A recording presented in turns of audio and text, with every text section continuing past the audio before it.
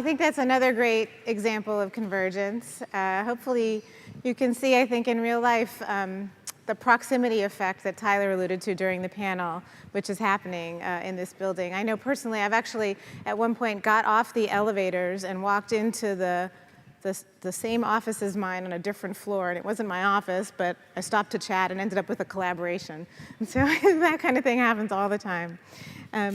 So our next speaker is Dr. Chad Mirkin. He's the director of the International Institute for Nanotechnology at Northwestern, the George B. Rothman Professor of Chemistry, Chemical and Biological Engineering, Biomedical Engineering, Material Science, and Engineering Professor of Medicine. So he wears lots of hats. He's a chemist and a world-renowned nanoscientist, really well known for his contributions in supramolecular chemistry. He's been very busy lots of his career, but I'll just flag a couple of things. He was an 8-year member of the President's Council of Advisors on Science and Technology under President Obama. And he is a member of all 3 national academies, and he's a scientific advisor to our new Marble Center for Cancer Nanomedicine. So welcome, Chad.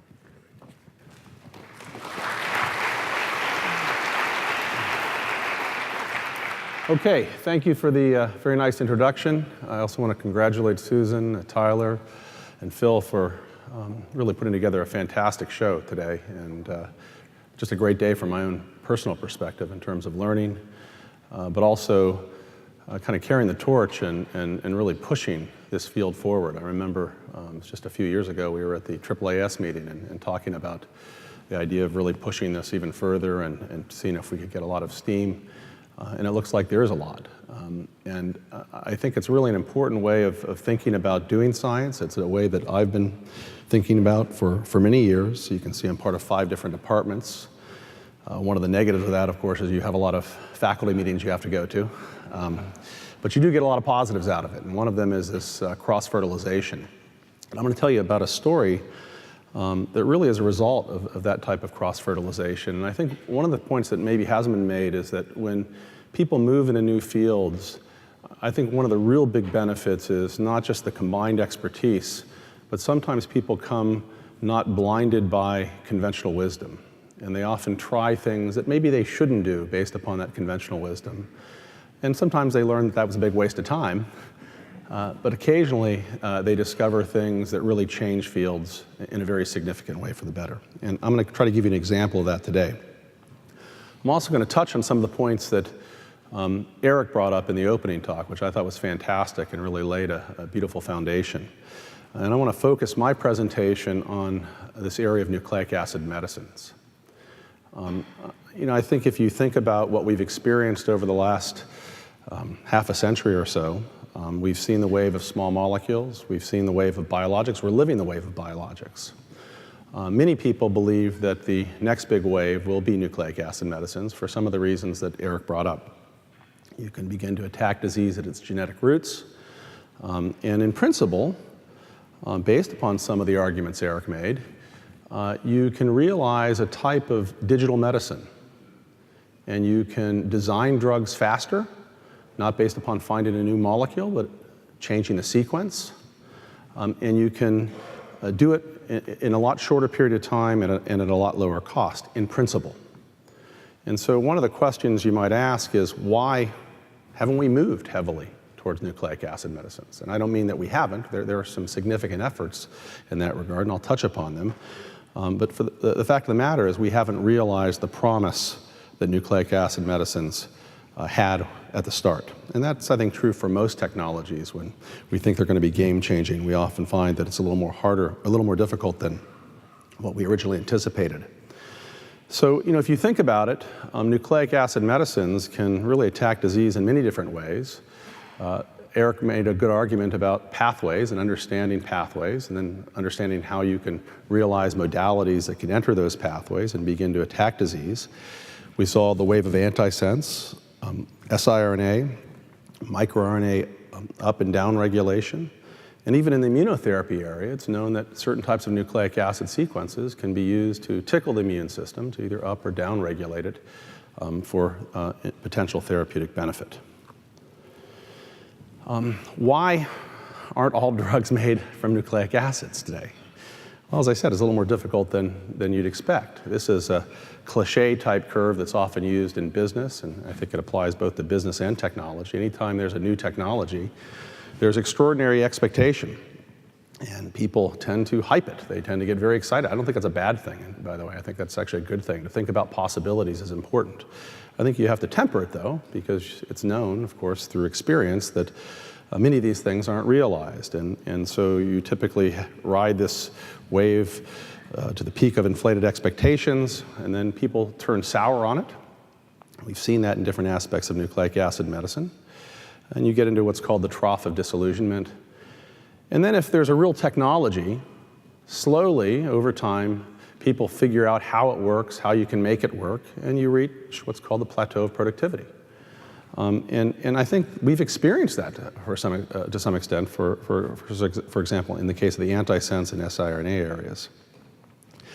So I would argue that today we are right here coming out of the trough of disillusionment, beginning to build a very strong case for using nucleic acids for the development of many really important and powerful drugs. And we're going to begin to see those materialize into real drugs in the very near future.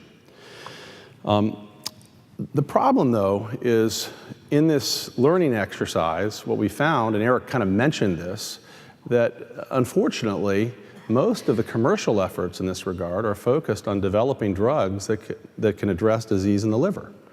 And the reason is that's the low-hanging fruit in this field. When these things are systemically injected, that's where they accumulate.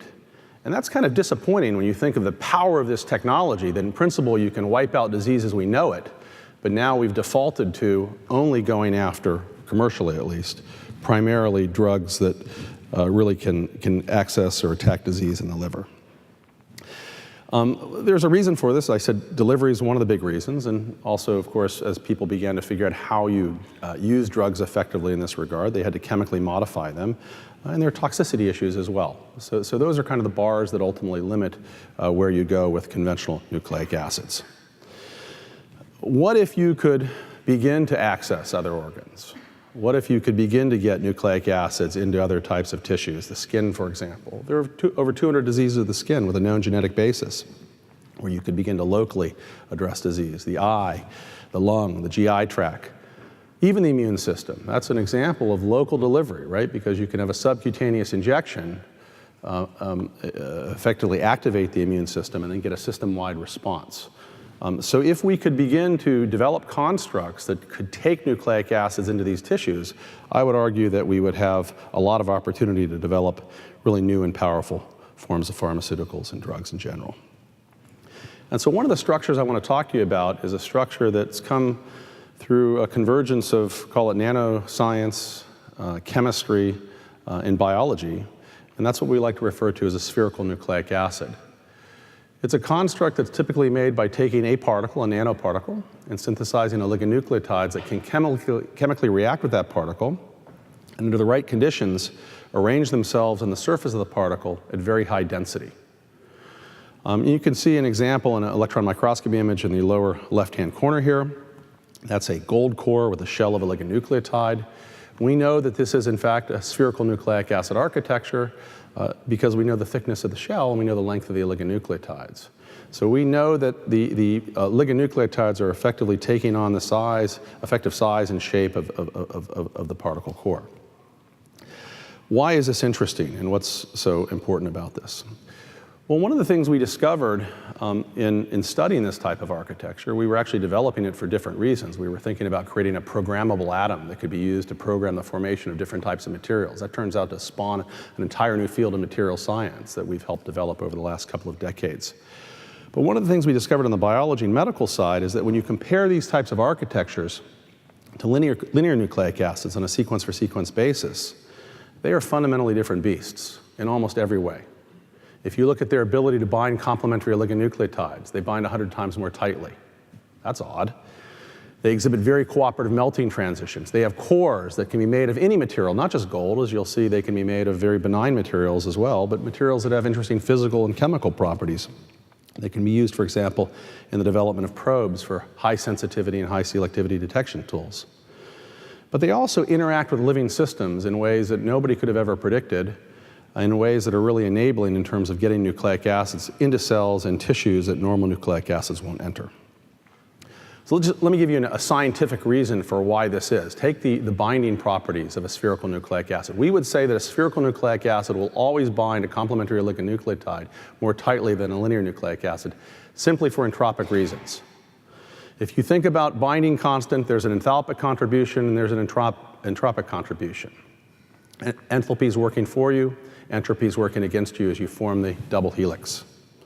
When you tack an oligonucleotide down onto a particle surface, you begin to pre-align it and prepare it for binding its complement. That dials down the entropic penalty, which is reflected in a higher affinity constant.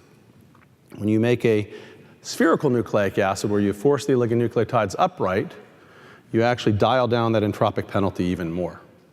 And so that is the reason, this is purely an entropic argument, that we believe spherical nucleic acids bind to complementary oligonucleotides more tightly than linear nucleic acids of the same sequence. You don't keep getting something for nothing. If you keep adding oligonucleotides, pretty soon they feel the presence of one another, and now you begin to pay an enthalpic cost because of electrostatic repulsion. That happens after maybe 20 or 30 oligonucleotides bind to a 13 nanometer particle, for example, with 100 oligonucleotides on the surface of the particle. So this is an entropic argument, but it's a very powerful argument. It's going to come into play with respect to some of the therapeutics I'm going to talk about in a little bit.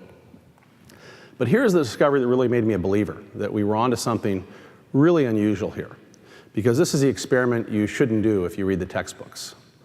We know that linear nucleic acids won't naturally enter cells. Cell wall's negatively charged, there's a repulsive interaction here. That's why we go to people like Paula and Bob Langer and we synthesize polymers, or we take viral vectors, we package them up so that we can effectively trick the cell into taking up the nucleic acid so that we can use it to do useful things.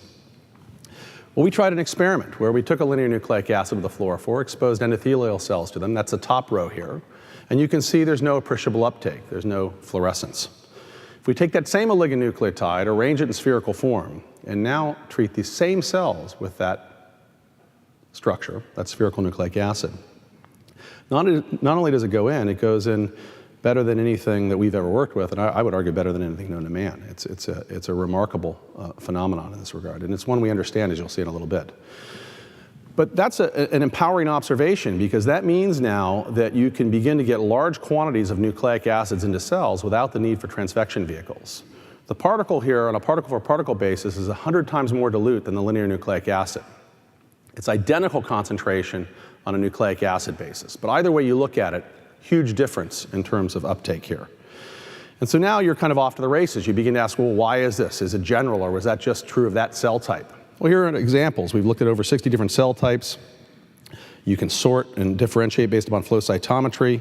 You can image and watch this process, hopefully over the course of 17 hours here.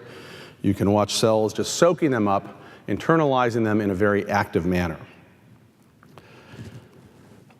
Once you begin to look at this construct, not as a nanoconstruct, but as a new chemical construct, a new biochemical construct, a spherical nucleic acid, now you have a blueprint to begin to design architectures.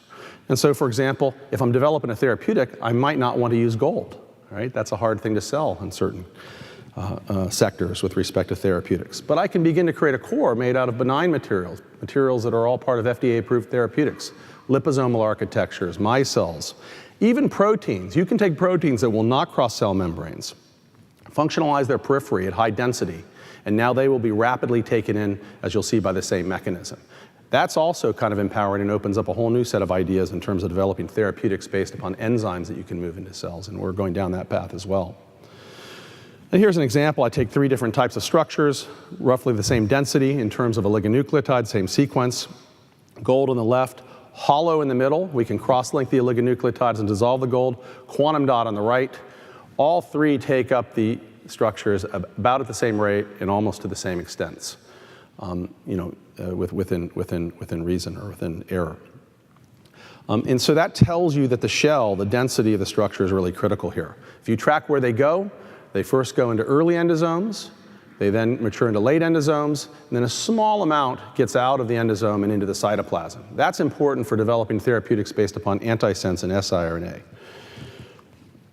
We've tracked this process. You can use the gold cores to look at how they go in. We know they go in, as I said, via endocytosis. It's a caveolin-mediated process. You can see the caveolae on the right.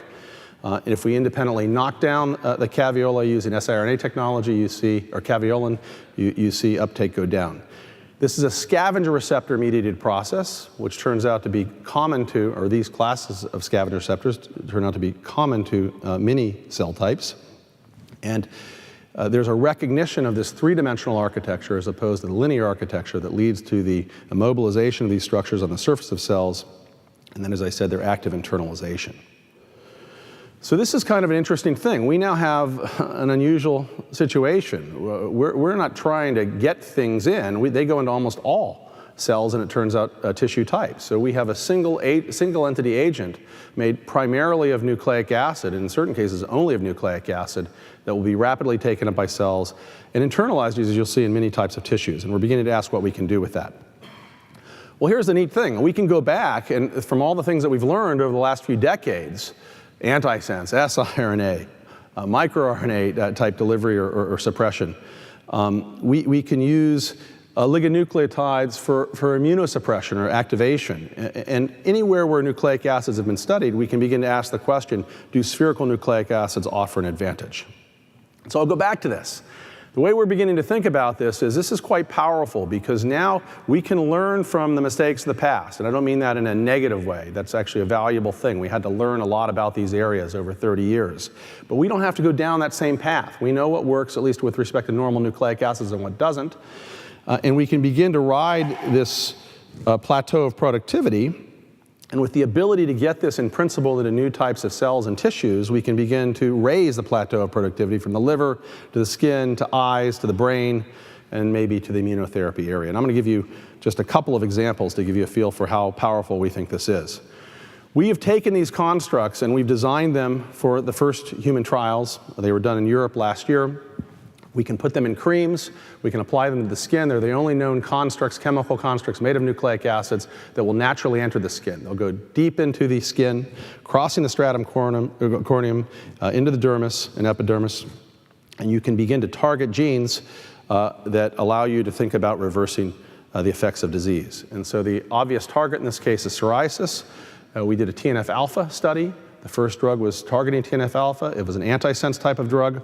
And the data that came back from that was very convincing. One is it allowed us to show no tox. Two was the ability to show that we got transport through the skin. That's not a given as you go from animals to skin, human skin. And then in Europe, we could take punch biopsies of the patients. And so we could actually measure whether or not we were hitting the target and getting knocked down. And we saw dose-dependent knockdown here, which is, I think, really bodes well for using these as topical agents for developing a wide class of therapeutics. Very recently, we've taken and created the first drugs based upon systemic injection, targeting GBM, glioblastoma, and BCL2L12. Dosed the first patients just a few weeks ago. That's very exciting because we're looking at whether or not we can get across the blood-brain barrier. We know in animals we do cross the blood-brain barrier, localize in tumors, and that we can specifically knock down certain types of genes in a sequence-specific manner. We're going to get that same type of data here because in this trial, which again is primarily a tox trial, it's a very early trial, we're going to be able to take the tumors from those patients, and this is the only drug where we're going to use gold because we're going to use it as a tracer to determine how much of the gold actually ends up in the tumor. And so that'll be important not just for GBM, but thinking about developing drugs for other types of neurodegenerative diseases. But what I really want to spend the most time on is talking about how we can begin to use these types of constructs with respect to immunotherapy. It's known through studies of viral and bacterial infection, as many people in the audience know, that certain types of sequences can activate different types of TLRs or suppress different types of TLRs based upon sequence. And so we began to think about this and said, well, now that we know how these things are taken up, when we focus on antisense and siRNA, we're actually focusing on the weakest part of the platform. It works, but it's a minority component of the drug. Most of this is wrapped up in the endosome. So what could we target in the endosome that would make a difference? TLRs. So the hypothesis was very simple. If we take a linear nucleic acid and deliver it by conventional means and compare that to a spherical nucleic acid, we should win on the spherical nucleic acid case because we get where we're supposed to go, into the endosome, The oligonucleotides are pre-oriented. We can control that, so they're ready to engage. That gives you the entropic advantage. And because you have many oligonucleotides, in principle, you can get a high affinity binding, which can lead, in principle, to higher potency. So we began to test that in model systems that we could compare to other folks. And so this is not necessarily the most ideal system from a vaccine development standpoint, but it's one that many people use. Idea here is that we could take a spherical nucleic acid, designed, for example, to activate TLR9.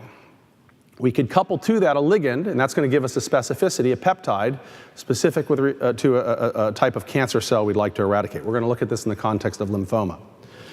So those are going to be ova-containing spherical nucleic acids. We're going to subcutaneously inject, hopefully get into antigen-presenting cells. The spherical nucleic acid does its job. It's going to activate TLR9. The ligand will be processed, put on the surface, train T cells then to go out and eradicate lymphoma cells containing ova. Let's break this down and ask, is there some merit to this hypothesis that structure is going to make a difference? This is kind of neat. Here, if we look at TLR9 activation, comparing linear oligonucleotide to spherical nucleic acid, you can see the advantage, 100 times more potent. You want to be on the left side of this curve. Potency is important, not just because you want potency, but in terms of developing drugs, that means you need less drug. And there's both a medical benefit to that and also a cost benefit to that. So having something 100 times more potent is a big deal. Now if we take this type of construct and we begin to ask, is structure important here? So here's the typical construct. Spherical nucleic acid, the core in this case is a liposome. It's no longer gold. We want it to be benign. And here's the CpG SNA designed to activate TLR9, and you see nice activation. Now if we say, what happens if we use the wrong sequence? Well, we don't get activation at reasonable concentrations. If you add enough oligonucleotide on, you'll get some immune response. If we carry that active oligonucleotide in the core, that's the old way of doing things, the liposomal carrying route, you get activation, but it's nowhere near the potency that you get with the spherical nucleic acid architecture. Now the critic of that could say, well, wait a second, Chad, maybe you're just not getting in. Maybe once you get in, the potency is comparable. Well, I guess you could argue that. Well, we can test that. We can put an oligonucleotide on the outside that's non-activating but designed to get us in via the spherical nucleic acid mechanism, but put the oligonucleotide that's active on the inside, and you still don't get comparable activation. Excuse me. So we think structure really is important here, and I'm kind of giving you what I think is, maybe it's too much on the chemistry side, but I think a really important part of this. In the nanoscience area, there's a lot of phenomenologic discovery. We're trying to develop a platform where we can systematically change architecture so that we can enable a new type of what we would call rational vaccinology. Okay, so does this work? Now can we go to the real deal? Well, we can make the architecture, we can load it up with any ligand we'd like. We're going to look at ova. And we've done this. We can control the presentation. We typically put about 25% loading to the ova. As you might imagine, you don't want to completely cover it because then you deactivate the pathway of uptake.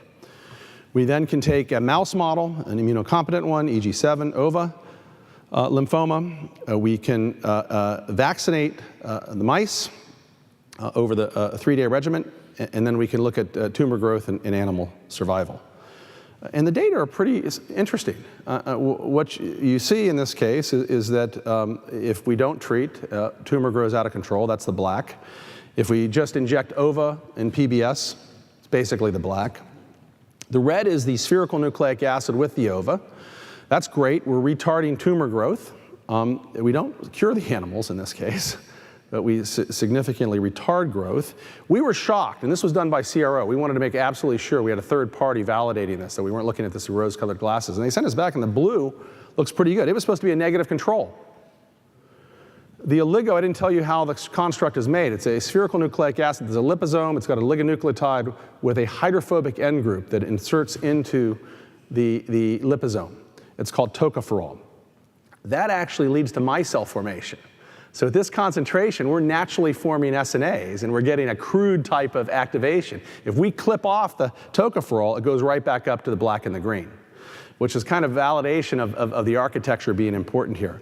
And you can see making the preformed architecture is the best in this case. As you might suspect, you get maximum uptake and activation and the longest or the greatest increase in survival. Animals still die, though. If you take the tumors out, though, it's kind of interesting. they die of non-ova-containing cancer cells. So we believe this is a very powerful approach to creating new types of vaccines. What it says is you have to get good at choosing the types of ligands that you're going to use, and frankly, probably the types of TLRs that you're going to activate, but we've looked at almost all of them that can be activated or suppressed with nucleic acids, and we're beginning to build a whole library of structures that one can choose from. And so the message here is that I think this is a really important way of thinking about creating new types of vaccines, because we have, at least from a chemist perspective, the ability to rationally design and systematically tweak architecture and look at structure-function relationships, and also control the presentation of the active ligands and the stoichiometry. When you feed in a black box a mixture of compounds to an animal or to cells, you can't control the relative uptake if they're not physically or chemically connected to one another. In this case, you can. So you have the ability to really fine-tune the vaccine in ways that we can't with the conventional way of creating vaccines. And we think we're going to take advantage of that. And of course, the potency here, as I said, very attractive for a variety of reasons, and I think we have pretty good understanding for why that is. I want to finish, though, with one just piece of data that I think is really exciting. I took this from the company, Execure, that's been working on this. We transferred the first TLR9 activators are going to go into the clinic later this year. And they're going to be done in combination with checkpoint inhibitors.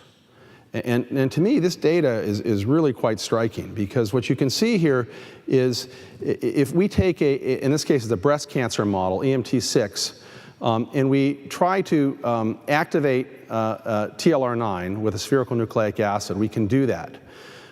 If you do that alone, you don't get much of an effect. But if you combine it with a checkpoint inhibitor, in this case anti-PD-1, but we've also looked at anti-CTLA-4, you get a spectacular result. You can begin to titrate the system so that you end up getting the right amount of stepping on the gas and the right amount of lifting off the brake to, in this particular cohort of animals, to effectively lead to total cure. We had one animal die, and we believe that was from handling. This is now going to a very lengthy study, and I don't know if I put the data in here or not. Oh, I do have it right here. You can see it. So if you look here, the purple, the red the black is vehicle alone. The red is anti-PD-1. This is an animal model designed to be resistant to anti-PD-1. And then the orange in this case is linear nucleic acid TLR9 activator, an anti-PD-1. And then the purple is the spherical nucleic acid combined with anti-PD-1 treatment. And what you see is only in the case of the spherical nucleic acid one do we get a rise and then a drop and then a complete flatlining.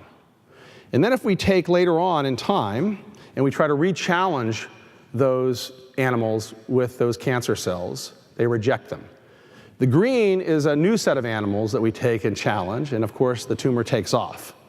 But then the really cool thing is if we go out really late in this study and now try to challenge the original animals treated with the SNA and the anti-PD-1 with a new type of cancer, in fact, a variety of different types, it takes off again. So there's a selectivity built into this as well, and a type of retained immunity that looks very promising. So this is forming the basis for a human clinical trial that, as I said, will commence later this year. And if this translates to humans, I think an interesting case is being made that we can begin to use these types of architectures to improve the performance, perhaps, of any type of checkpoint inhibitor in a combination type of manner. And so the jury's still out on that, but we're really excited to begin to take a look at this. So, going back to what Eric said, I think he made a case. We need nucleic acids if you want to have nucleic acids medicines. We have that. Guys like Bob Letzinger developed the chemistry for synthesizing them. We can make them at scale now. We need pathway. We understand pathway in terms of the Human Genome Project. But you're really not that far along unless you can get those nucleic acids where they need to go. And when you have all three of those, you can begin to do some pretty interesting things, and I think hopefully opening up the true opportunity, which was at the start, which means the ability to make drugs faster at lower cost, hopefully safer. I think I've made the argument for more efficacious, and the more tissues we can get into, in principle, we can address a much broader range of indications. I'll stop there and acknowledge the folks that have been involved in the work. As I said, this has been my group has been an example of convergence. We've got chemists, biologists, material scientists, medical doctors, and then we have lots of collaborations with people all over the world, but also at Northwestern, especially at the medical school. And then the companies, we start the companies to try to translate. Execure is the company that's actually commercializing this technology. They helped with a lot of this. Sergey Gryaznov and Alex Radovich Moreno, who was actually an MITer, he came out of Bob Langer's lab, became big believers in this and really pushed it along very aggressively. And then Bin Zhang's the immunologist, Alex Stegg's a GBM expert, and Son Bin Nguyen has helped heavily in the design of organic SNAs. Thank you.